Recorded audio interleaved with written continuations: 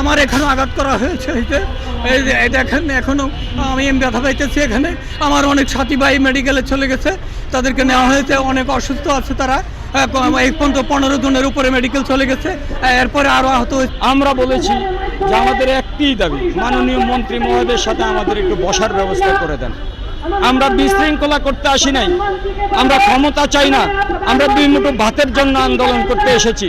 আমাদের মন্ত্রী মহোদয়ের সাথে একটু বসার ব্যবস্থা করে দেন। এইটা পুলিশ প্রশাসন না করে আমাদের উপর অতর্কিত হামলা শুরু করেছে, লাঠিচার্জ, ধাক্কা, কিল ঘুষি, আমাদের অনেকে আহত হয়েছে, তন্মধ্যে আমাদের কেউ কেউ হাসপাতালে আছেন। আজকে আমরা যখন এই স্লোগান দিয়ে সচিবালয়ে যাব, আমরা প্রধানমন্ত্রীর সাথে বলবো যে আপনারা আমার হয়তো দাবি দেবো মেনে নেন, নচেত আমাদেরকে এই প্রতিষ্ঠান বন্ধ করে দেন, গ্যাজেট আকারে করে দিবেন, আর না হয় আমরা ঢাকার রাজপথ ছাড়বো না। তখন আমরা যখন যাইতে শুরু করি তখন পুলিশটি অতর্কিতভাবে আমাদের উপরে বৃষ্টির মতন লাঠিচার্জ করে।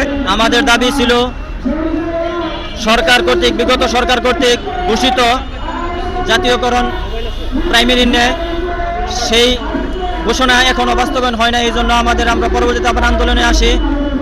দীর্ঘ 25 দিন যাবৎ আমরা এখানে অবস্থান করতেছি।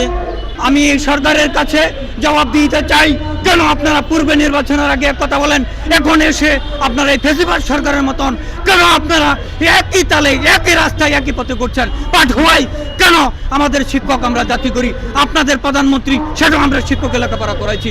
এখানে যত পুলিশ আমলা ঊর্ধ্বতন কর্মকর্তা আছে সকলেই শিক্ষকদের ছাত্র, কোনো না কোনো শিক্ষকের ছাত্র।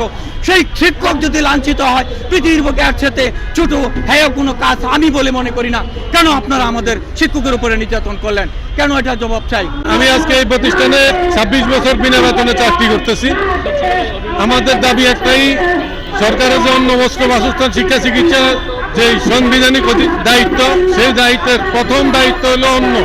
সেই অন্নের ব্যবস্থা সরকার আজকে 26 বছর আমাদেরকে করতে করে নাই। এই দাবিতে আমরা গত জানুয়ারিতে আন্দোলন করেছিলাম, এর আগেও করেছি। জানুয়ারি আন্দোলনে সরকার ঘোষণা দিয়েছে জাতীয়করণের, কিন্তু সেই ঘোষণা বাস্তবায়ন করে নাই। আমরা এখনো ওই দাবির উপরে আমরা অনড়। হয় মাননীয় শিক্ষামন্ত্রী আমাদেরকে নিয়ে বসে একটা ফয়সালা দিবেন, আমাদের বেতন দিতে পারলে দিবেন, না দিতে পারলে আমাদের সমস্ত রেজিস্ট্রেশনগুলো একটি অর্ডিন্যান্সের মাধ্যমে বাতিল ঘোষণা করে দিবেন, তাহলে আমরা আন্দোলনে থাকব। এই দুইটা দাবির কোনোটাই যদি না করে তাহলে আগামী দিনে এই রাজপথ রক্তে রঞ্জিত হবে। পুলিশের লাঠি পিঠেও আমরা মানব না। আমরা কাফনের কাপড় পরেছি, আমরা কবরের যাত্রী হওয়ার জন্য প্রস্তুত হয়ে গেছি। আমরা চাই আমাদেরকে ডেকে একটি সুন্দর ফয়সালা দেব, আমরা শান্তিপূর্ণভাবে বাড়ি ফিরে যাই। এটাই আমাদের দাবি।